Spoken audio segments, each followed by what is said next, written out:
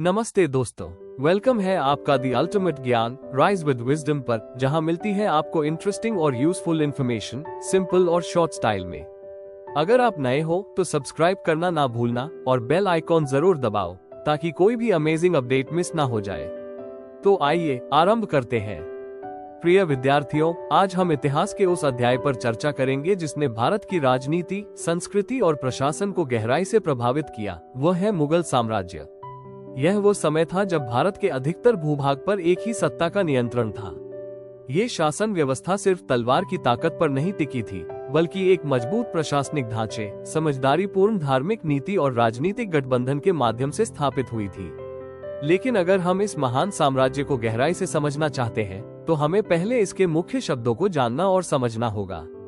आज हम इन शब्दों को केवल याद नहीं करेंगे, बल्कि उनके पीछे की कहानियां, कारण और प्रभाव भी समझेंगे। आइए एक एक करके इन शब्दों की गहराई में उतरते हैं। सबसे पहले हमें ये जानना चाहिए कि मुगल कौन थे। ये शब्द भारत में एक शासक वंश के रूप में प्रसिद्ध है, जिसने 16वीं से 18वीं सदी तक भारत के एक बड़े हिस्से पर शासन किया। मुगल वंश के संस्थापक थे बाबर, जिन्होंने 1526 में पानीपत की पहली लड़ाई जीतकर दिल्ली की गद्दी पर अधिकार किया। मुगल दो महान सेनानियों के वंशज थे, जेंगिस खान और तैमूर। जेंगिस खान की छवि क्रूर मंगोल योद्धा के रूप में थी, इसलिए मुगल खुद को मंगोल कहलाना पसंद नहीं करते थे। उन्होंने अपने आप को तिमुरिद वंश का वंशज मानते हुए गर्व से प्रचारित किया।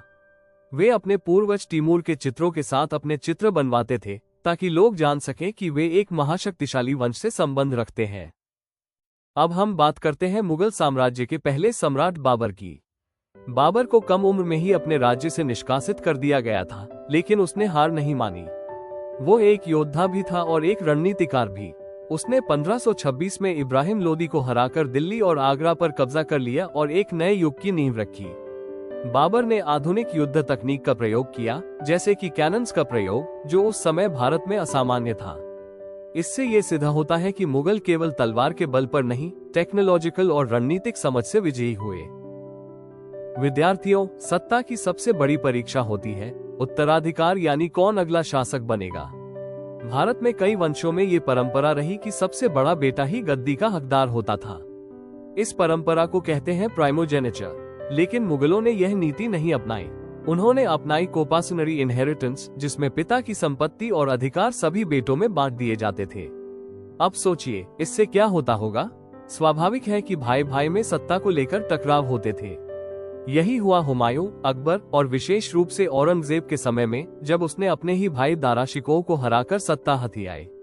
इस प्रणाली ने साम्राज्य की एकता को बार बार चुनौती दी। मुगलों ने युद्ध तो किए, लेकिन केवल युद्ध से साम्राज्य नहीं बनते। उन्होंने राजनीतिक गठबंधन भी किए, खासकर राजपूतों के साथ। कई राजपूत शासकों ने अपनी बेटियां मुगल शासकों से ब्याही और बदले में उच्च पद प्राप्त किए। उदाहरण के लिए, जहांगीर की माता आमेर जयपुर की कछवाहा राजकुमारी थी। शाहजहां की माता मारवाड़ जोधपुर की राठौड़ राजकुमारी थी।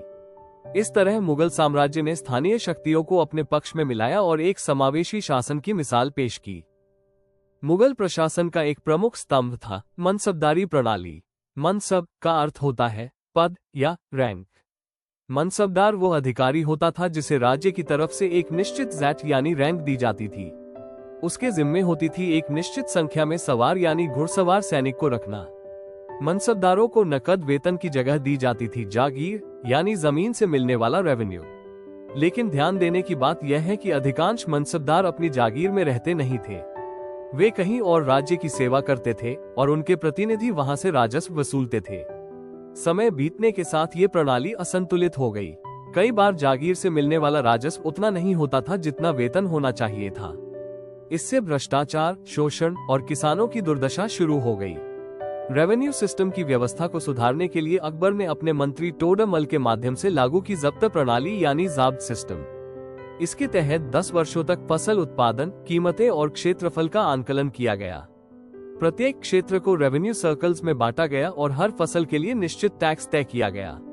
जमींदार वे ग्रामीण सरदार या मुखिया होते थे जो किसानों से कर वसूलकर सरकार को देते थे।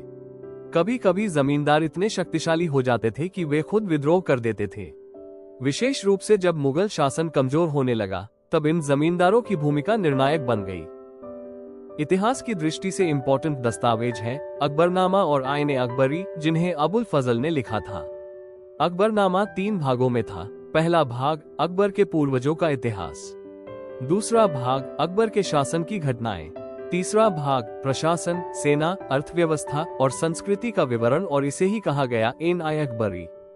एन-आई अकबरी में हमें अकबर काल के आंकड़े जैसे फसलें, कीमतें, वेतन और कर की दरें मिलती है। ये पुस्तक एक सांस्कृतिक और आर्थिक दर्पण है उस युग का। नूरजहां, जहांगीर की पत्नी, मुगल इतिहास में एक शक्तिशाली महिला के रूप में उभरी। उन्होंने फरमान जारी किए, उनके नाम पर सिल्वर कॉइन्स जारी हुए। इससे ये सिद्ध होता है कि मुगल दरबार में महिलाएं केवल पर्दे के पीछे नहीं थीं, बल्कि निर्णय लेने में भी सक्षम थीं। अब आते हैं अकबर की सबसे अद्भुत नीति पर, सुलह-ए-कुल, जिसका अर्थ है यूनिवर्सल पीस। इसका उद्देश्य था सभी धर्मों को समान रूप से मान्यता देना और किसी के साथ भेदभाव न करना।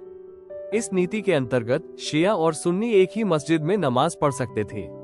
ईसाई और यहूदी एक ही चर्च में पूजा कर सकते थे। हिंदुओं को सरकारी पदों पर नियुक्त किया गया। यह नीति आज भी भारत के सेक्युलरिज्म की नींव मानी जाती है। जैसे जैसे समय बीता, मुगल शासन में आर्थिक असमानता, प्रशासनिक भ्रष्टाचार और सत्ता संघर्ष बढ़ता गया। औरंगजेब की मृत्यु के बाद साम्राज्य कमजोर पड़ गया और अवध, हैदराबाद, बेंगल जैसे क्षेत्र स्वतंत्र हो गए। 18वीं सदी तक दिल्ली का मुगल सम्राट केवल नाम का शासक रह गया। प्रिय विद्यार्थियों, आज हमने केवल शब्द याद नहीं किए, बल्कि उनके पीछे छिपी सोच, प्रशासन, रणनीति और राजनीति को भी समझा। हर शब्द अपने आप में एक इतिहास का अध्याय है, चाहे वो जबत हो, सुलह-ई-कुल हो या फिर जागीर। ये सभी शब्द हमें उस दौर की जटिलताओं और उपलब्धियों का आईना दिखाते हैं। Thank you. अगर हम इन शब्दों को गहराई से समझें, तो हम न केवल परीक्षा में अच्छे अंक पा सकते हैं, बल्कि इतिहास को एक जीवंत कथा की तरह महसूस भी कर सकते हैं। अगर वीडियो पसंद आया हो तो एक लाइक जरूर कर देना और कमेंट में बताओ आपका क्या थॉट है। चैनल को सब्सक्राइब करो और शेयर करो अपने दोस्तों के साथ। नॉलेज बढ़ाओ फन के साथ। मिलते हैं नेक्स्ट वीडियो में, तब तक के लिए stay curious and keep learning and follow the ultimate ज्ञान।